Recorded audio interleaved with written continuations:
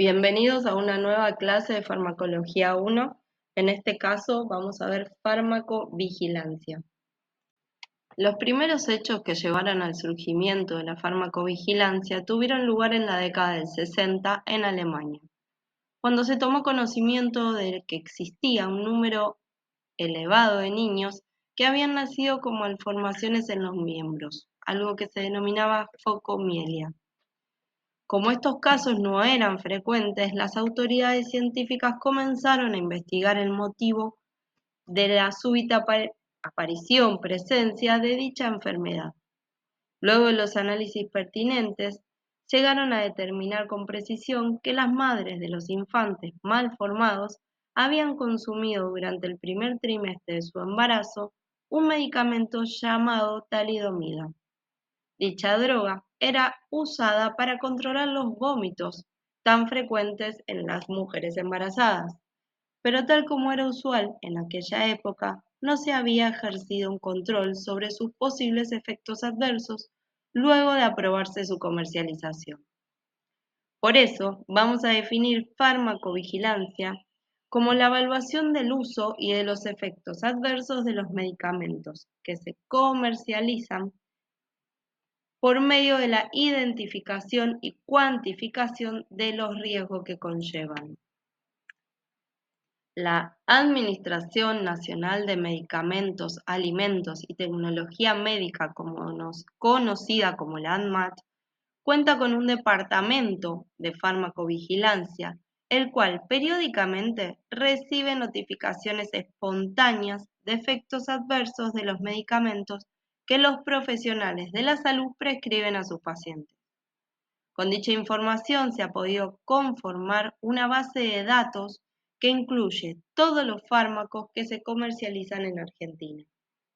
De este modo, hoy se cuenta con una fuente de información que permite determinar si es necesario corregir alguna característica de dichos productos, como modificación de advertencias, precauciones, dosis o condición de venta, o incluso restringir su comercialización o directamente suspenderla.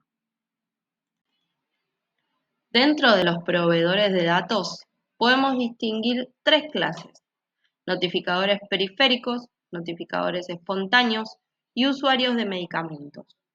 Los notificadores periféricos son aquellos que por su experiencia en el tema suscriben un convenio con la ANMAT, por ejemplo, los hospitales, las cátedras universitarias de farmacología, etc.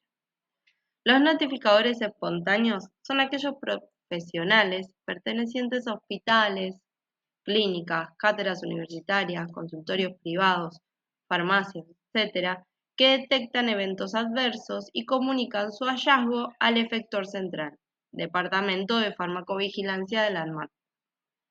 Y los usuarios de medicamentos son pacientes, simples pacientes, a través de asociaciones de consumidores o en forma particular, envían su notificación al Departamento de Farmacovigilancia de la ANMAT.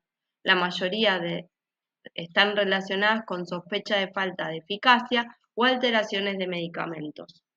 Los reportes son recopilados y procesados por el Departamento de Farmacovigilancia, generándose información útil que luego será difundida por medio del boletín de profesionales de la ANMAT, por correo electrónico o postal, o publicada en revistas científicas. Vamos a hablar de términos especiales como son la farmacogenética y la farmacogenómica.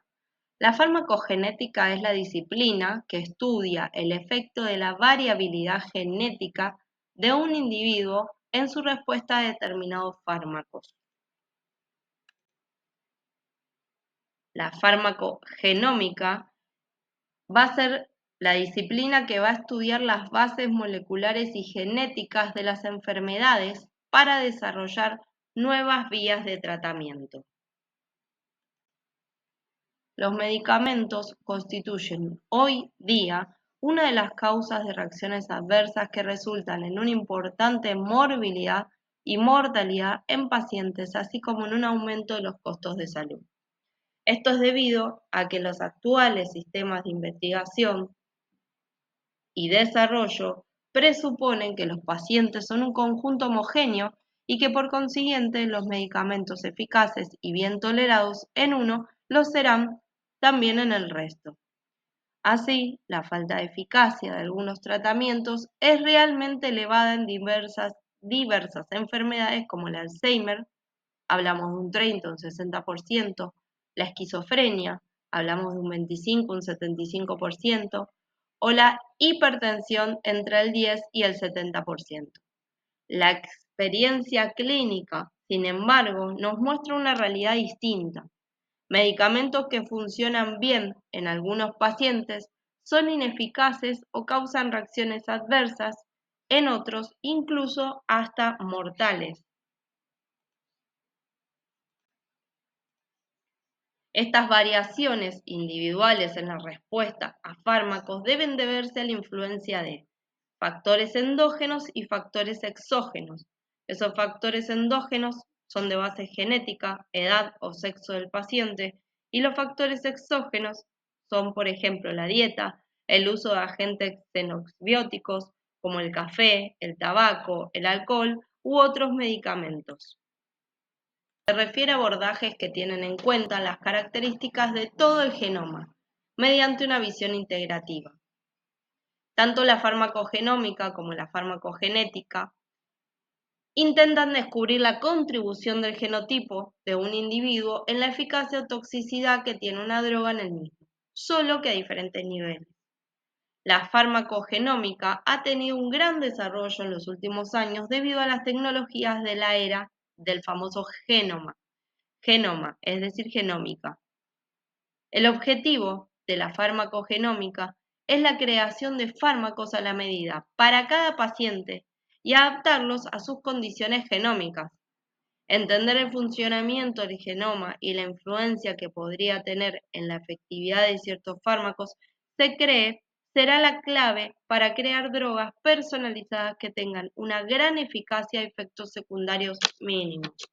Es importante tomar en cuenta que además de factores genéticos, el medio ambiente, la dieta, el estilo de vida y el estado de salud pueden influir sobre la respuesta de una persona a un fármaco. Compañías y laboratorios hoy en día están invirtiendo verdaderas fortunas. Han decidido incluir en los prospectos frases como, por ejemplo, antes de tomar esta medicación, el médico debe genotiparlo. La idea es que se realice un perfil farmacogenético y este sea incorporado al protocolo de tratamiento. Con el análisis del 0,1% de ADN distinto entre humanos, se podrá conocer la posible relación entre determinadas áreas del genoma y la predisposición genética a padecer determinadas enfermedades, así como identificar mutaciones, pudiendo explicar entonces las diferentes respuestas que muestran los organismos ante la misma enfermedad e idénticos tratamientos. El principal problema con el que se enfrentan los investigadores que estudian farmacogenética es el disponer de la metodología analítica que permita identificar la existencia de un polimorfismo genético en la persona que se pretende medicar. Es importante conocer, por tanto, el diagnóstico molecular de una enfermedad y que éste se convierta en parte de las pruebas rutinarias de laboratorio para médicos y farmacéuticos, entre otros, los cuales pueden así seleccionar los medicamentos y dosis de cada paciente. Es posible la utilización de la farmacogenética en enfermedades crónicas que requieran largos periodos de terapia, como por ejemplo terapias a largo plazo antes de que su eficacia esté evaluada, terapias muy caras, osteoporosis, enfermedades neurodegenerativas y cáncer, para las cuales una terapia inadecuada puede tener consecuencias irreversibles, tratamientos asociados a un severo pero bajo riesgo de un efecto adverso. Beneficios de la farmacogenética. Vamos a saber que posibilita el diseño de fármacos dirigidos específicamente contra una determinada enfermedad, maximizando no solo sus efectos terapéuticos, sino también disminuyendo el daño a los tejidos o células sanas. Reemplazaría el clásico esquema terapéutico basado en el método del ensayo-error por un tratamiento que contemple el perfil genético del paciente utilizando la droga correcta desde el inicio del tratamiento. Un beneficio secundario es la reducción de los costos del sistema de salud, ya que permitiría reducir tanto la duración de los tratamientos como el número de medicaciones alternativas utilizadas hasta lograr el efecto deseado por una determinada enfermedad. Permitiría el ahorro de fuertes sumas de dinero a la industria farmacéutica. Se plantea además el uso de vacunas preparadas con ADN o ARN con el mismo objetivo que las vacunas tradicionales: activar el sistema inmune, pero sin el riesgo de causar infecciones. Y así hemos llegado al final de una clase más de Farmacología 1. Muchas gracias por su atención y nos estamos viendo.